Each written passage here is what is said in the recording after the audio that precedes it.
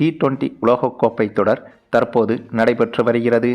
இந்த தொடரில் பலரும் எதிர்பார்த்த முக்கியமான போட்டிதான் இந்த இந்தியா பாகிஸ்தான் மோதிய போட்டி. இந்த போட்டி மீதான எதிர்பார்ப்பு என்பது இந்தியா பாகிஸ்தான் ரசிகர்களையும் தாண்டி ஒட்டுமொத்த கிரிக்கெட் ரசிகர்களுக்குமே இருந்தது. அதற்கு மிக முக்கிய காரணம், ஏற்கனவே இந்தியா பாகிஸ்தான் போட்டி என்றால் அது ஒட்டுமொத்த உலகமுமே எதிர்பார்க்கும் திரளான போட்டியாக இருக்கும்.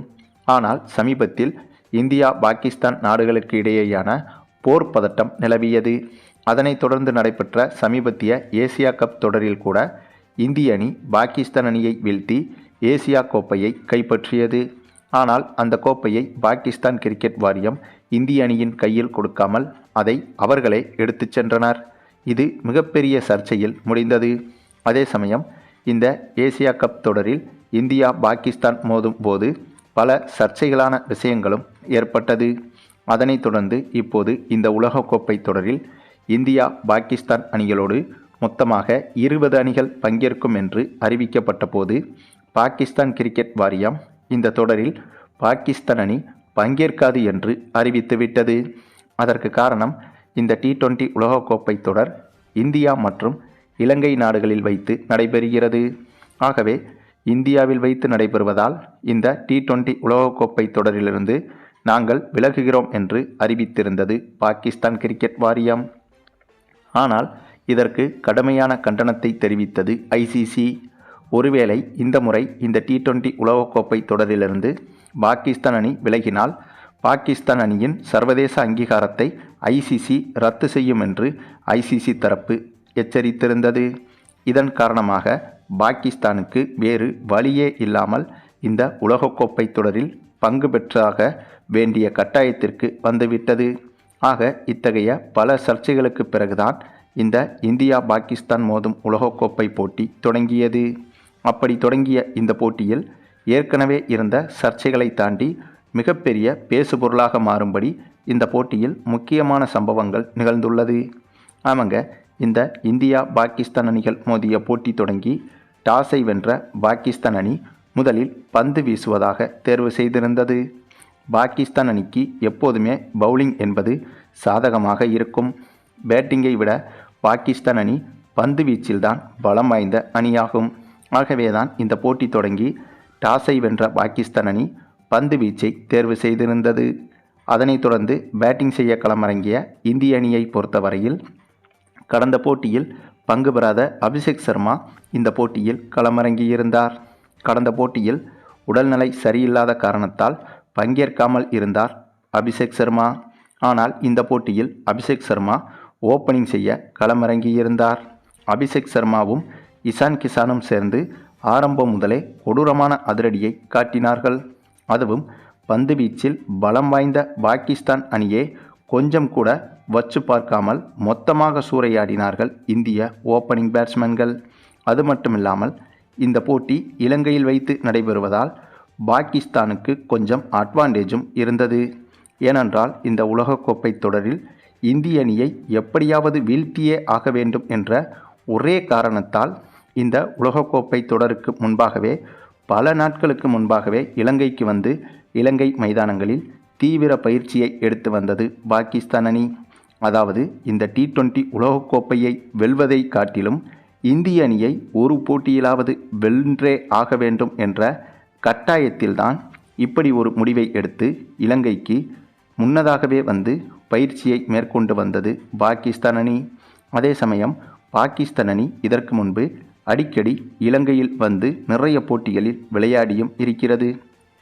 அப்படி இருக்கும்போது இலங்கை மைதானம் என்பது பாகிஸ்தான் அணிக்கு நல்ல பழக்கப்பட்ட மைதானமாகும். அந்த ஒரு விஷயம் என்பது பாகிஸ்தான் அணிக்கு கை கொடுக்கும் என்றுதான் எதிர்பார்க்கப்பட்டது. ஆனால் இந்த போட்டியில் அதற்கு நேர்மாறாக இந்திய பேட்ஸ்மேன்கள் பாகிஸ்தான் அணியின் பந்து வீச்சை சூறையாடி விளையாடி வந்தனர்.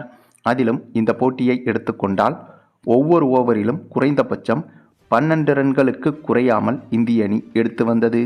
அதிலும் இந்திய அணியின் பேட்டிங்கின் போது ஒரு பேட்ஸ்மேன் அவுட் ஆகினால் அடுத்த பேட்ஸ்மேன் வந்து நிதானமாக தொடங்காமல் அடுத்து வரும் ஒவ்வொரு பேட்ஸ்மேனும் அதிரடியாகவே தொடங்கினார்கள்.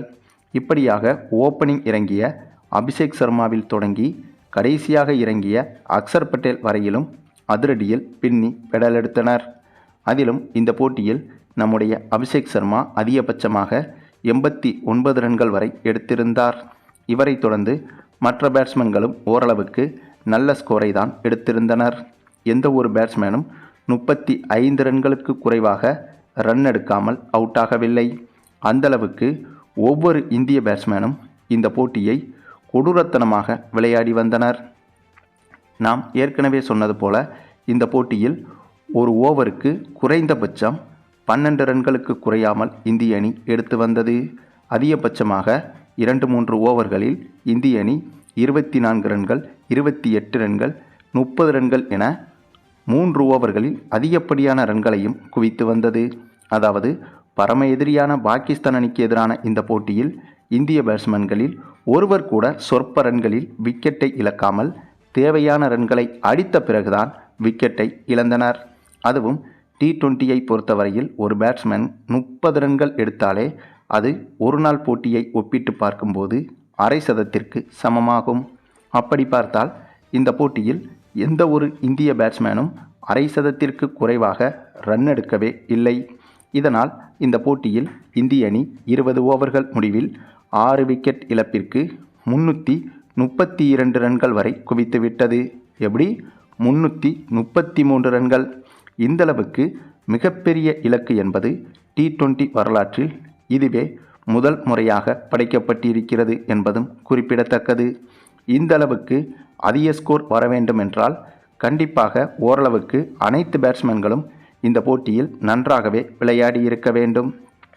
ஆக இந்திய அணி இந்த போட்டியில் அந்தளவுக்கு நன்றாகவே விளையாடியிருந்தது. பின்னர் இந்த இமாலய இலக்கை நோக்கி களமிறங்கிய பாகிஸ்தான் அணியும் ஓப்பனிங்கில் ஓரளவுக்கு நன்றாகவே தொடங்கியது. கிட்டத்தட்ட 4 ஓவர்களில் விக்கெட் ஏதும் இழப்பின்றி 50 ரன்கள் வரை குவித்த பாகிஸ்தான் அணி அதன் பிறகு சரியாக 5வது ஓவரில் நம்ம ஜாஸ்பிரிட் பும்ரா வீசிய அந்த ஒரு ஓவரில் முதல் விக்கெட்டை இழந்தது பாகிஸ்தான் அணி.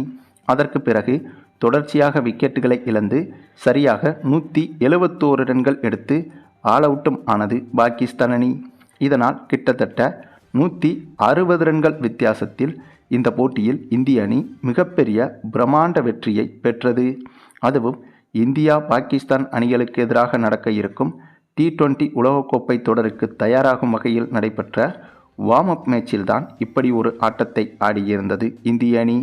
ஆகவே இதே போல ஒரு ஆட்டத்தை இன்றைய போட்டியிலும் இந்திய அணி வெளிக்காட்டும் என்பதில் எந்த ஒரு சந்தேகமும் கிடையாது. சரி, நீங்கள் சொல்லுங்கள், இன்று மோத இருக்கும் இந்தியா பாகிஸ்தான் போட்டியில் இந்திய அணி பாகிஸ்தான் அணியை எளிதாக வீழ்த்தி வெற்றி பெறுமா என்பதை பற்றி உங்களுடைய கருத்துக்களையும் கமெண்டில் தெரிவிங்க.